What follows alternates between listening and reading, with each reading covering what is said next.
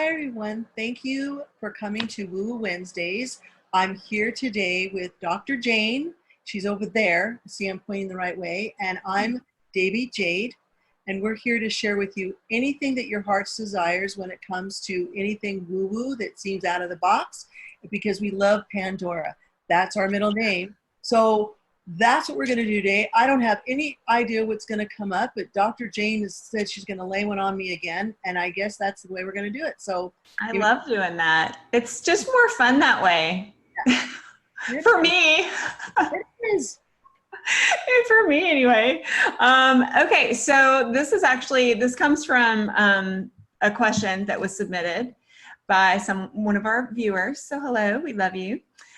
What to do when you feel like you are just spiritually exhausted, like you don't know where to go or what to do, and you reach a point where you don't want to give up, but you are just so tired of trying to figure it out. Oh boy. I know it's a really heavy topic.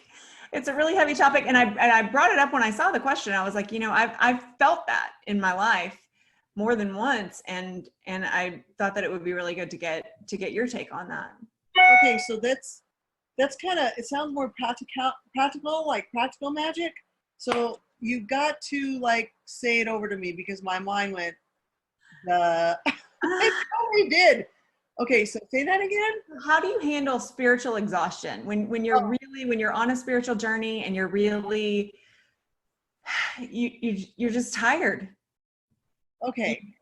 The things that I think what's happening when you get spiritual exhaustion is you've set anticipations and it's not living up to it. I think that part of it is that, you're looking for something specific and you need to be more open and fluid. But what do you think? Okay, so I know why now. I could not really comprehend that, because the thing about that is it's a lie you're telling yourself. And well, it is, because there's no such thing as spiritual exhaustion. Spirituality is meant to empower you, empower you. Mm-hmm. Okay? And what's happening is that people are outsourcing over here, like where my hand is, and thinking they can turn it this way and push it into themselves.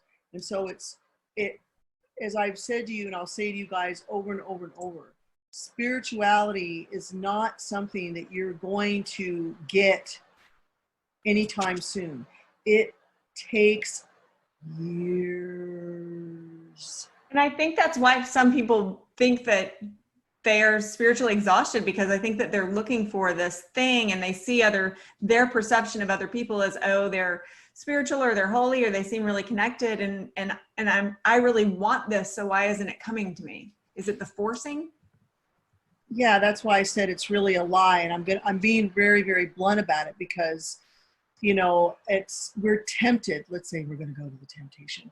We're tempted to believe that if you do, you can get a lot of shortcuts in spirituality, but the fact of the matter is that there is no shortcut to spirituality. Are there certain people that are actually born here to do that from the day they're born? Yes. So I'm going to take Jesus for that. Okay. So it didn't happen overnight. It wasn't until he was 30, right? Before he actually started doing something, taking it out. So all those years he was being prepared. That's a long time. Yeah. And it's a very long time. And there was a ton of lessons that we don't even know about. And he had to learn who he was so thoroughly and understand so thoroughly what was going on. Then he could present with the divine timing that was what was needed at the time that would last even through now and past where we are. It's very, very important. And that's the same thing with any kind of medicine person. Now, if you're just going to be a person that wants to do let's go to church on Sunday and get our, or get our sin on. I don't care. It could be, let's go to our drumming ceremony once a week, or let's go to our this week, or let's go to this for a week and get the rest of it during the week, or, I have people that come to me and all they want is readings all the time. And at some point, after so many years, I'm like, I really would like to incorporate this other stuff because I can read till I'm blue in the face. And you guys can get all this stuff, but how much progress are you getting? Because it only can take you so far. I can read anything and everything. If you want to know what color to wear for your shoes when you go to Paris, I can tell you. Okay, now I'm not going to give you the lottery numbers, but I'm telling you, I have questions like that. And seriously, people ask you what shoes to wear? Oh yeah, I've had every question. Sorry, I would not have every question. Okay, and there's certain things, and as far as spirituality, your question is spiritual exhaustion. Mm-hmm. I'll tell you this, I don't get exhausted from questions like that, because to me, it's like, all right, so they need an answer. I mean, I might tease them, but every single moment I'm with that person is a teaching moment for me. Even if we clash like that, and believe me, I have clients that clash with me because I teach women, especially women, to get empowered. And then pretty soon I know they're getting it, because pretty soon they're like back in my face. And on one level, you might say that's not very respectful to a holy person. It is and isn't, but I'm what's called a heyoka. It's a backwards walking person. It's kind of a gesture person. So they can come back, but I've got to remember to not buy into that and gently correct them for what we're doing. Okay, so good. Now you're getting stronger. Now you've got a voice, something you didn't have a year ago. Yeah. You're like, oh yeah, I have a voice. So even if that was the same person that asked, should I take my nice pair of shoes over there, or should I take my canvas shoes? You know, whatever. Spiritual exhaustion, I think people get exhausted from their own selves of that same thing, of doing the same thing over and over and over. I think that's why people get bored when they even go to church.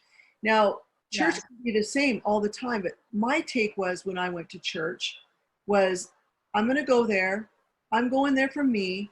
I'm going there to take the sacrament because I want to be a part of Jesus. I want that peace. I want to internalize that energy into me. And I'm going to listen and get something out of the lesson. So all the time I was in a square building with square teachings, and they were the same over and over and over. I actually did okay with that. But that again, that's one person. So let's take the crowd of people that get bored of it. Well, I think people get bored they decide they get bored over anything. Listen, you listen to your little kids at 2, 3 years old. I'm bored. How do they get bored? Because they listen to adults saying, I'm bored. They're like, oh, my back now. They're 3. Oh, my back, my aching back. I was just about to say, my kids don't say I'm bored, but I'm never bored. That's right. So really, they're taking like, no, they don't, but mine don't.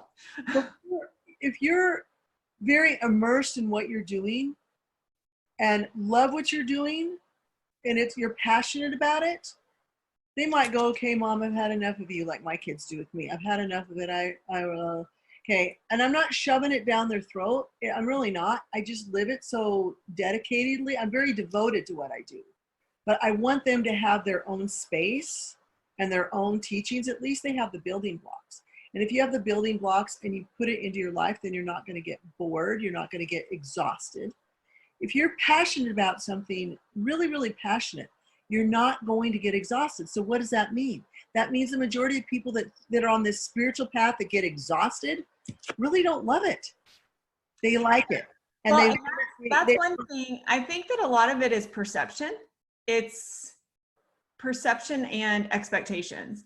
And I think expectations, you're just premeditating your own disappointment if you set expectations for something. But I think part of it is people saying, okay, well, I see these spiritual leaders, and so I have to be this certain way, and they're trying to put on all these masks and not be true to who they are in their own spiritual path, especially in an organized church, which, I am part of. But I see that a lot. I'm just so tired because I have to do this checklist. And I think that's really, at least in my experience, that has been the real cause of a spiritual exhaustion. And it's not spirituality at all. It's the layers that people have put on top of it. It's the checklist or the ladder or whatever analogy you need. And that's what's exhausting, is living up to the standards that people have put on it. That's what I'm saying. That's why I came to in the very beginning. It's a lie, because see, Yeah. you're putting all of that stuff on you, and then you have to go to report to somebody, a supervisor, to see if you did your checklist. Okay, and if you didn't do it right, then guess what? You get to go back to the back of the line now. Okay, it's like Chutes and Ladders. I love that game because it's all about life. You get up there and then, okay, and then you're back in the That beginning. long ladder sucks though, Jade. That long ladder is not fun. 2 or number 3, but it's like life. It's like, okay, you didn't get it, so back you go. Okay, and people, you can say that about anything. It's, to me, I never get exhausted with any of it because I love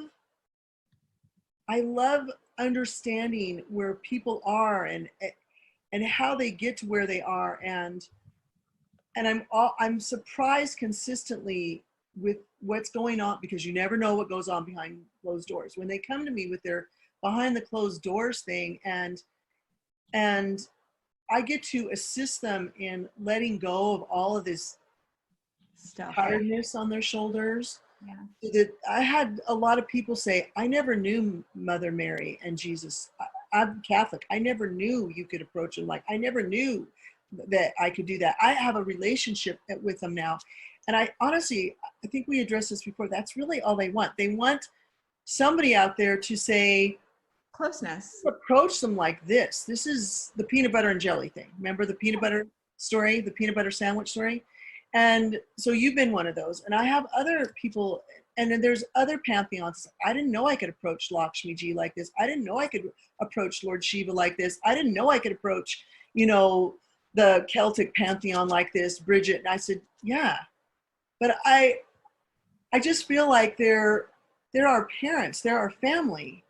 And I'm going to tell you guys, the behind the scenes for me is I had a shitty childhood. I had the shittiest childhood. Okay. So for me to talk like this big spiritual person, I don't want anybody to think, oh, well, she had it all made. No, I didn't. I can't even tell you the shit that went on. I have encyclopedias, A, B, C, D, E, F, F, F, F, F, F, and F. Okay. It was bad, but I was still, all of those things happened, and I do get this, sometimes I get mad about it, to help me to never get tired of asking, never get tired of going there. So it's like, well, did I deal with Jesus when I was little? Yeah, and I was not, he would save me from certain things, but there were times when I think, how come you guys aren't helping me with this? I've gone through that as a human, but it was my progression of persistence. Remember that in Napoleon Hill's Think and Grow Rich? Persistence, desire, faith, those things, hope, the true hope, and just knowing what was real. And so I just never, that's what I just love, never getting tired of it. Never, never, never, never, never. Don't ever get tired of being spiritual. The short answer is spiritual exhaustion doesn't exist. If you feel like you are experiencing spiritual exhaustion, it's because you're living off of a checklist that was made by someone who's not spiritual, and you can get back on your spiritual path. No. I'm gonna correct that. The people that are making that checklist for you is because they know that we are dim-witted. That we have to have a list. Do this, just like mom. A mom and dad, look, did you get your checklist done on your chores? But that's the thing, that's what kills it, because there isn't a spiritual checklist, and then they make one. So then they have people think that there is one, and then when the checklist doesn't have them, end up feeling like, they're floating, they're pissed or exhausted or over it. Okay, good. This is where we're getting into the juicy stuff, because see, you guys, this is what I'm going to come back and say to you is, I've been in that. My checklist was as long as your checklist. Yeah. LDS checklists are long. Okay. They are long. Okay. And they're very similar to your checklist. Okay. So, and if you're not doing certain things, you're not going to that temple, baby. It ain't happening. Okay. So, or if you do go, maybe you can't go take the sacrament, or maybe you can't do this while you're there, or can't do that while you're there. is different from church. Okay. Here you have these set of rules, but if you want to go inside their temples, you have more rules. Yeah. Okay? So, and then when you're in there, you have more rules. So there's all these rules all the way up. Okay. And it was important for me to do those checklists because I knew I wanted to go to the top. Just like if I'm going to go into a corporation, I know I'm going to have to do a checklist, and maybe there's supervisors in here that got their own personal agenda. Okay. So the list is always the same, but when you have somebody that comes in there and says, I'm going to be the ruler of you, okay, then you have a problem. Yeah. So different bishops, different priests, different, people that are your teachers, your high teachers, as long as they're in alignment, then you're going to do great. Because I had bishops that knew what I was doing and just pretended they didn't see what I were seeing because they asked me to do something else that was more important. So I would say this: if the person that you're meeting with in your church or in your place is not really feeling good to you, there's something up with that. Okay, step back a little and say, well, what am I doing? Do I need to go? Who's my God? Is this person my God, or is this my God? And that's what I would always do. I'd say, nope, I'm going here first. I don't care what they have to say. And then if it matches over here, great. And if it doesn't, Getting okay. this more inside. Okay, you guys? Yeah. Cool. Thank you. Keyword, joy. Awesome. Well, everybody, if you have any questions on this topic or any other spiritual woo-woo topic, please put it in the comments if you're watching this on YouTube. And also remember to give us a thumbs up and subscribe to the channel. We will see you again on the next Woo-Woo Wednesday. Thank you, guys. And please do write in, text in. I don't know how we do it. She knows all that stuff. So just do it, because it really helps us to answer the kinds of questions that you want. And we will go deeper on any of these subjects. So let us know. Have a great day. Take care.